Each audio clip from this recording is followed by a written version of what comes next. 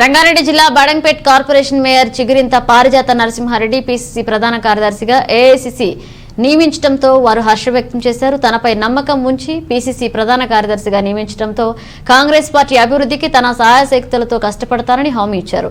వచ్చే ఎన్నికలలో తెలంగాణలో కాంగ్రెస్ పార్టీ జెండాను ఎగరవేస్తామని ధీమా వ్యక్తం చేశారు. ఈరోజు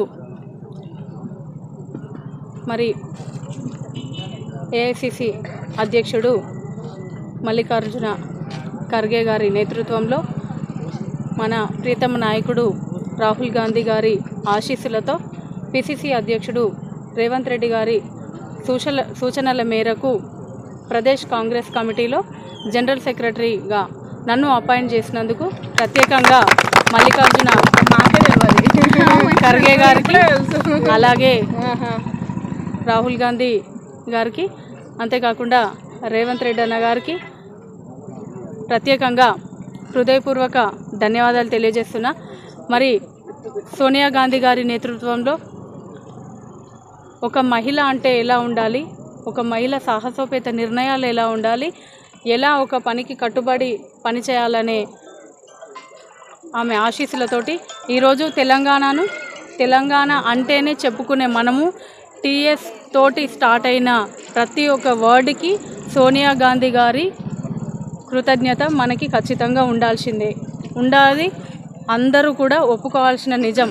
ఎందుకంటే ఈరోజు ప్రత్యేక రాష్ట్రం ఎందుకు ఇచ్చింది సోనియా గాంధీ గారు అనంటే మన ఆశయాలు, మన ఉద్యోగుల యొక్క భవిష్యత్ తరాలను దృష్టిలో పెట్టుకొని మరి సోనియా గాంధీ గారు ఆ రోజు ఎంతో ధైర్యంతో ఆ రోజు తెలంగాణ ఇస్తే ఒక సపరేట్ స్టేటు ఇంకొక స్టేటు ఇబ్బంది పడుతుంది, ఇంకొక స్టేట్ తోటి నాకు మైనస్ అవుతుందని తెలిసి కూడా ఎంతో సాహసోపేతమైన నిర్ణయం తీసుకొని ఈరోజు ప్రతి ఒక్క బోర్డు పెట్టుకుంటున్నారు. టీఎస్ అంటే తెలంగాణ స్టేట్కి సంబంధించిన ప్రతి ఒక్క ప్రభుత్వ కార్యాలయాలకు కానీ ప్రభుత్వంకి సంబంధించిన సంస్థలు కానీ అన్నిటికీ తెలంగాణ రాష్ట్రం అని పెట్టుకున్నారంటే ఏ విధంగా పెట్టుకున్నారు మీరు? ఆ రోజు సోనియా గాంధీ గారు ఇచ్చిన భిక్షనే మన తెలంగాణ అని చెప్పేసి కూడా ఈ సందర్భంగా తెలియజేయాల్సిన అవసరం ఉంది.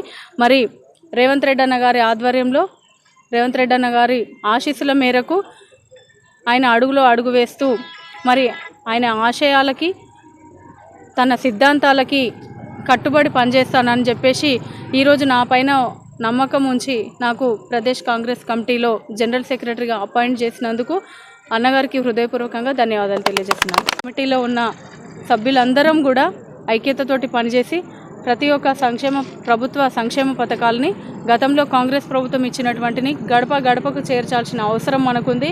గడప గడపకి తెలియజేయాల్సిన బాధ్యత మన భుజస్కంధాలపైన ఉంది. కాబట్టి ప్రతి ఒక్క కార్యకర్త, ప్రతి ఒక్క కాంగ్రెస్ కుటుంబ సభ్యులాగా పనిచేస్తామని చెప్పేసి కూడా ఈ సందర్భంగా తెలియజేస్తూ థ్యాంక్ యూ సో మచ్.